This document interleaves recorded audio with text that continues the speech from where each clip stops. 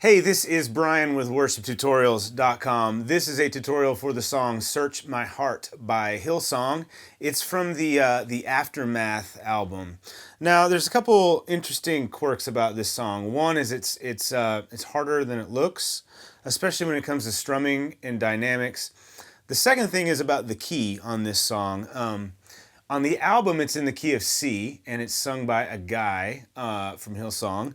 And I was kind of looking up some videos on this song, and I found a couple guys that wrote the song, Joel Houston and Matt Crocker, I think. And they were talking about the song, and they said that they wrote it in the key of C for a female lead, but they decided to have Matt sing the song, and he has a very high voice. So if you do this on the album key and you're a guy, then you've got a high voice. I do not. And I like to sing it in the key of G.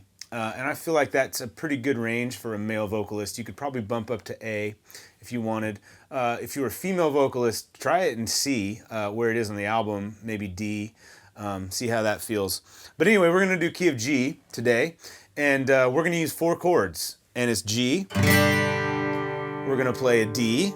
We're going to go E minor. And oftentimes on the E minor, I'll kind of cheat, and I'll play like this G over B looking thing. Really what I'm doing is I'm hitting this low E, I'm hitting the A string on the 2nd fret, which is a B, and I'm muting the D string, E, A, D, that's right. Because you kind of hit it real fast a lot right on the way to a C. So it just makes it easier. And so G, C, D, E minor. Did I say C? There's a C in it too. Your basic 4 chords in the key of G. So let's get into it. Let's talk strumming pattern first, though. So this song, the album version doesn't really have acoustic guitar in it, and there's a lot of synth. You can kind of copy that synth line. It just goes like this. Especially in the intro, you want to make sure you're only strumming these E, A, and D strings, your bass strings. Don't strum all the strings. That's just going to sound like too much too fast. So strum just the top 3, the bass strings. And it starts on a G, and so this is just down, up, down, up, down, up, down, up, down, up, down, up, down, up, down, up. Now you can, if you would like to simplify, search my heart. Yeah, you could do that. So down, down, up, down, up, down, down, up, down, up, down, down, up, down, up, down, down, up, down, up. If you really want to kind of get a little more interesting with the song, I would start out with just doing this.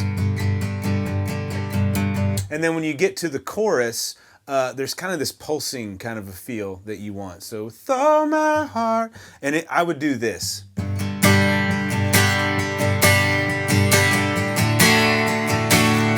Easy. So it's down, up, down, down, up, down, down, up, down, down, up, down, down, up, down, down, up, down, down, up, down, down, up, down. And I would emphasize that last down. So I'm going to slow that down for you. Down, up, down, down, up, down, down, up, down, down, up, down. 1, 2, 3, 4. 1, 2, 3, 4. 1, 2, 3, 4.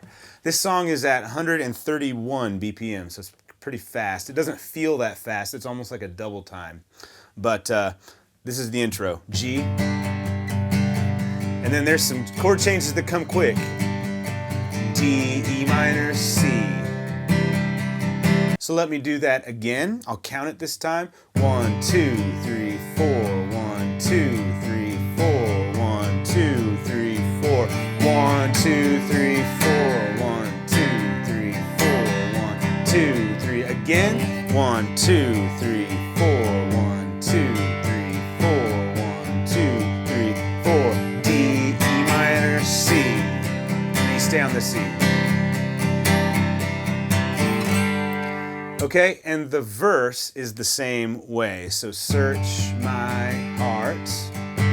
And those chord changes follow the words. They follow the lyrics. Search my soul. D, E minor, C. So it goes like this. So starting the G. Search my heart. and search my soul. Back to the G. It just repeats. There's nothing else that I want more. The easiest way is just to listen to it and play it where you hear it. Back to the G. Shine your light. Here's the changes. Show your face. One more. Let's walk through it. G. In my life, Lord, have your way. Have your way. Okay, so I'm going to play the intro for you kind of at speed. I might be a little slower since I'm just on acoustic here. And I'll play and sing the verse. You see how it all fits together. Here we go.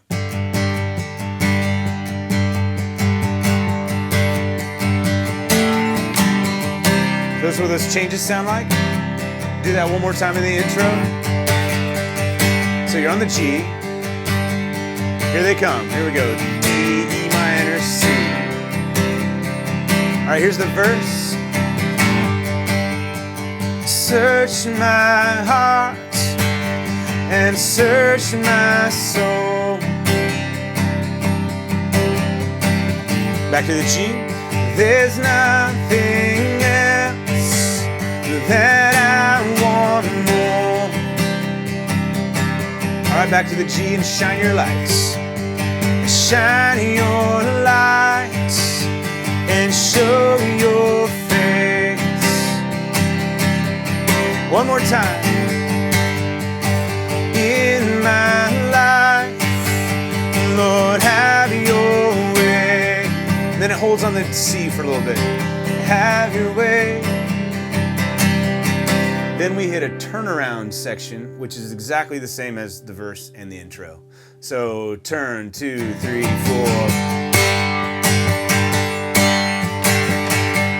You play a little hard here. Then verse 2 goes like this. Hear my cry and hear my prayer. All right, back to G to draw me close. Draw me close. I know you're near. Those are those changes. Back to the G. Give me strength. Here they come. And give me grace. One more time. To walk with you, Lord, all my days. And at the end of the verse, it hangs on the C for a little while. Now we're ready for the chorus. So, in this song, there's actually two versions of the chorus. Sometimes, I feel like sometimes Hillsong, they just get bored. And so they're going to be like, well, we wrote a chorus, it's cool, but it's the same progression as every other chorus we've ever written in our lives. That's not true, but sometimes it feels that way. So maybe the next time we sing the chorus, we'll play a different progression underneath it. I think this is what happens in their creative meetings. Anyway, it makes for some interesting songs. Not so interesting to memorize all of them and then, I've got different choruses in different songs. But anyway, the first time through the chorus is real easy. You play a G. With all my heart, D, and all my soul, E minor, with all I am to C, Lord, I will follow you. And it does that again. So G, you took the cross to D, you took my shame to E minor, restored my life to C, now I live to worship you. So it's real easy. It's just G, D, E minor, C. And it sounds like this. So coming right out of the verse, actually it ends on a C, so it's just real easy. So here's the end of the verse. Here we go into the chorus. Chorus, 2, 3, 4. With all my heart and all my soul, with all I am, Lord, I will follow you. You took the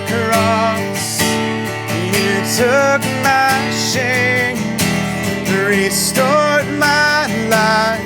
Now I live to worship you. And the first time through, you play the intro / turnaround section again, and it just kind of gets bigger. So that's just the same as the intro. Then you play what I would call verse 3. It's actually the first half of verse 1, and you go into chorus B, which I call it. The second time you get to the chorus, it's the second version, and all they've done is flip the G and the E minor around. So when you get to that chorus, you start on the E minor, with all my heart to D, and all my soul to G. With all I am, Lord, I will follow you. Back to E minor. You took the cross, you took my shame to G, restored my life, I live to worship you. So what I would like to do is play verse 3, which is the first half of verse 1, into the chorus. Now there's something a little different about this verse and chorus transition. Usually the other 2 times you go out of the verse, the last part of the verse, you play a C for an extra 2 measures. This time you do not. So it just goes right into it, and it goes like this. So it's G. Search my heart. This is verse 3. And search my soul. Back to the G. There's nothing else that I want more. Now we're right into the chorus.